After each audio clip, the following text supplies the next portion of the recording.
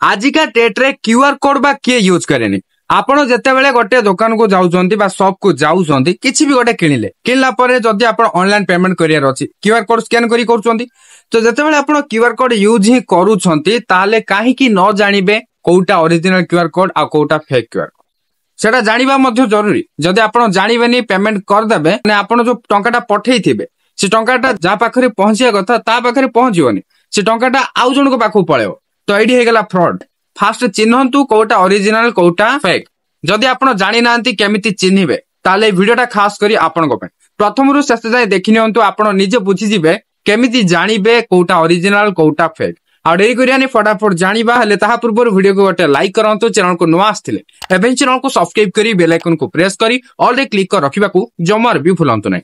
आजिका समय रे QR code टंका ट्रांसफर करिवार सबुठारु सहज माध्यम पनीपरिबा किनिबा ठारु आरंभ करी यात्रा पर्यंत प्रत्येक छोट एवं बड़ देय पई क्यूआर कोड व्यवहार करा जाउछि किंतु जांच बिना क्यूआर कोड स्कैनिंग करिबा आपनक पई घातक साब्यस्त होई पारे।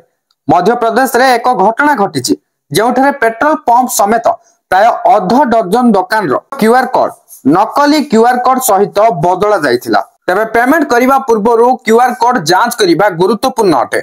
साउंड बॉक्स रो व्यवहार जरूरी। नकली क्यूआर कोड एडाइबा पई पेमेंट ग्रहीता एवं पेमेंट कारी उभय को सतर्क रहिबा को पड़िबो।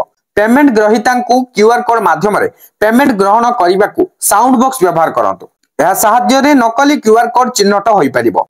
गूगल रो भूल क्यूआर कोड चिन्हट करंतु। जदि आपण क्यूआर कोड स्कैनर रे किछि संदेहजनक पांती तबे आपण गूगल लेंस सहाय्य रे क्यूआर कोड स्कैन करिबा उचित। या आपण को जणाइबा जे यूआरएल केउठा को पुनः निर्देशित होउची तो आपण गूगल लेंस रे स्कैन करंतु। स्कैन करिया पर सर्च वाली गोटे ऑप्शन आसीबो सर्च रे क्लिक करंतु।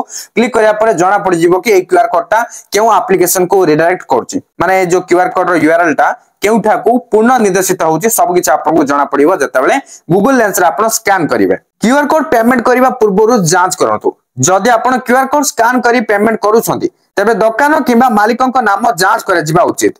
व्यवहारकारी माने पेमेंट करिबा पूर्वरु जांच करिबा उचित जे पेमेंट कहार अकाउंट को जिवो कारण जेतेबेले आपण एक क्यूआर कोड स्कैन करंती सेतेबेले यार मालिकक नाम देखा जाय। जदि दुकान किबा व्यक्तिक नाम भूल थाए तबे सतर्क रहंतु। आई होप एबे आपण जानि परिथिबे केमिति आपण ओरिजिनल कोटा आ डुप्लीकेट कोटा चिन्हिबे। निहाती भाबरे एबे वीडियोटी हेल्पफुल हेतिबो लाइक कर देबे। हां आगोटे कथा वीडियोटा को शेयर कर देबे काहेना जो माने भी ए विषय रे जानि नथिबे ए वीडियोटी देखि सारिया परे जानि परिबे। पुणी देखाबो गोटे नुआ इंटरेस्टिंग वीडियो रे सेति बंतु मते विदाय दियंतु। Bye bye take care.